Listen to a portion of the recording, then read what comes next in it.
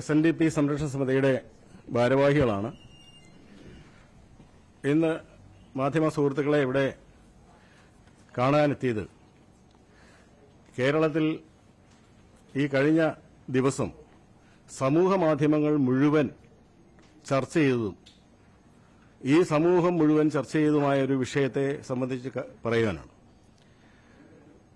ഇന്ത്യയുടെ പരമോന്നത ബഹുമതിയാണ് പത്മഭൂഷണും പത്മവിഭൂഷണും ഭാരതരത്നവും പത്മശ്രീയും. ആ അവാർഡുകൾ കൊടുക്കുന്നതിനൊരു ക്രൈറ്റീരിയ ഉണ്ട്.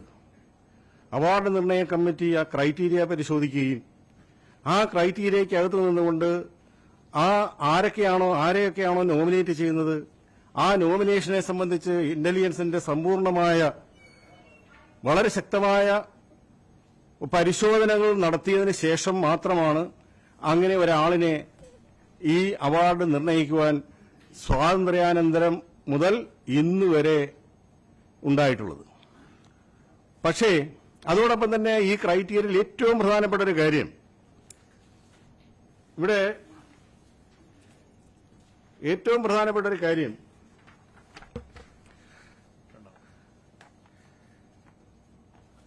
significance of charge sheets. If a person has been charge sheeted, it means the police have found prima facie evidence of a crime. While not a conviction, it is a significant adverse report that the Padma Awards Committee generally reviews.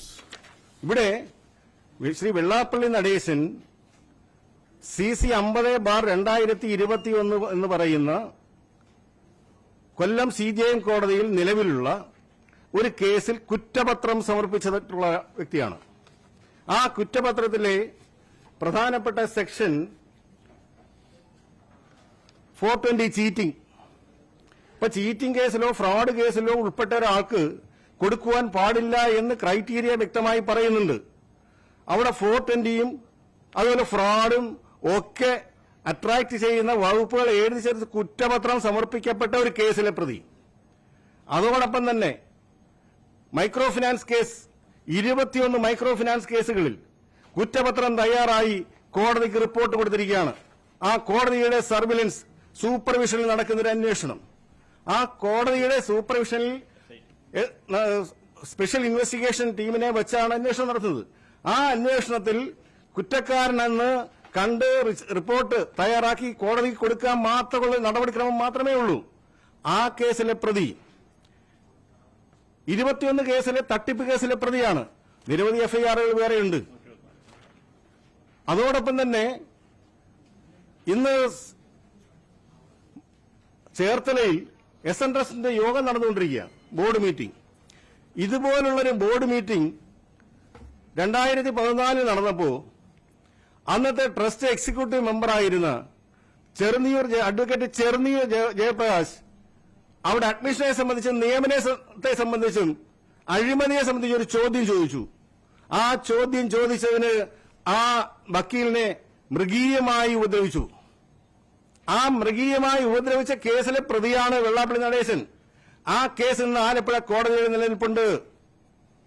അങ്ങനെ അതോടൊപ്പം തന്നെ സ്വന്തം കൂടപ്പിറപ്പായി കൊണ്ടു നടന്ന് അദ്ദേഹത്തിന്റെ കള്ള് shop നടത്തിയ കാലഘട്ടത്തിൽ, ചാരായ ഷാപ്പ് നടത്തിയ കാലഘട്ടത്തിൽ ആ ഗോഡൌണിന്റെ മാനേജരായിരുന്ന KK മഹേശന്റെ ആത്മഹത്യാക്കുറിപ്പുണ്ടെങ്കിൽ ഞാൻ വേണം കുറെ നിങ്ങൾക്ക് തരാം, അയച്ചു തരാം ഞങ്ങൾക്ക്.